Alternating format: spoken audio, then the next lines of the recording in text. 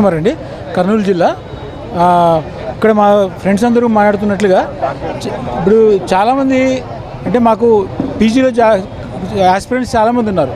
సర్వీస్లో జాయిన్ అవుతున్నామంటే మేము సర్వీస్లో జాయిన్ అవుతున్నామంటే ఏదో బెనిఫిట్ కోసం కూడా ఉంటుంది మాకు. అంటే ఇప్పుడు అందరూ కూడా అప్గ్రేడేషన్ అవసరం. సొసైటీ తర్వాత వరల్డ్ ఇంత ఫాస్ట్గా మూవ్ అవుతున్నప్పుడు ఇంకా ఎంబీబీఎస్ బేసిస్ మీదనే రూరల్లో సర్వీసెస్ ఇవ్వడం అనేది కొద్ది సరిపోదు. అందుకోసం అని చెప్పేసి ఖచ్చితంగా పీజీ అనేది ఒక డాక్టర్ యొక్క కోరిక పీజీ చేయాలనేది. దాంట్లో ఒక పద్ధతి మేము ఎన్నుకున్న పద్ధతి ఏంటంటే సర్వీస్లో జాయిన్ అయ్యి ఆ ఒక బెనిఫిట్ కోసం చాలామంది జాయిన్ అవుతున్నారు. కాబట్టి గవర్నమెంట్ దీన్ని దృష్టిలో పెట్టుకొని ఖచ్చితంగా ఇవ్వాలి. వాళ్ళు ఎప్పుడు మాకు ఇంతకుముందు ఇచ్చారు, 50% నుంచి తగ్గిస్తూ వస్తున్నారు. అది పెంచాలి, ఖచ్చితంగా పెంచి దాన్ని లిమిటెడ్ పీరియడ్ కాకుండా 1 సంవత్సరంకే ఇస్తాము అనేది కాకుండా కనీసం మాకు 3 to 5 years ఇవ్వాలి. అది మా కోరిక. నెక్స్ట్ వచ్చేసి టైమ్ అండ్ ప్రమోషన్స్.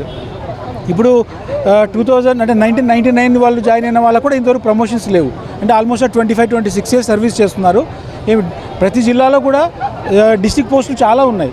వాటన్నిటినీ కూడా ఏం చేస్తున్నారంటే సీనియర్ మెడికల్ ఆఫీసర్స్ని వాడుకుంటున్నారు. ఈ పోస్ట్ చేయండి, ఆ పోస్ట్ చేయండి అని చెప్పి చెప్తున్నారు. కానీ దాన్ని అదే మాకు సీనియర్స్ ఎవరైతే ఉన్నారో వాళ్ళందరికీ ప్రమోషన్ ఇచ్చి చేయమంటే చాలా సంతోషంగా ఉంటుంది.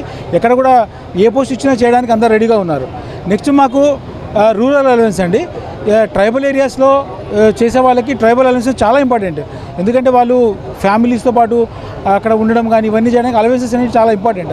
అది ఇవ్వడం లేదు. ఒకప్పుడు గవర్నమెంట్స్ ఇచ్చాయి, రీసెంట్ వరకు కూడా ఇచ్చింది. అది మరి ఈ మధ్య ఎందుకు తీసేశారో తెలియదు. కానీ ట్రైబల్ అలవెన్స్ అనేది చాలా ఇంపార్టెంట్.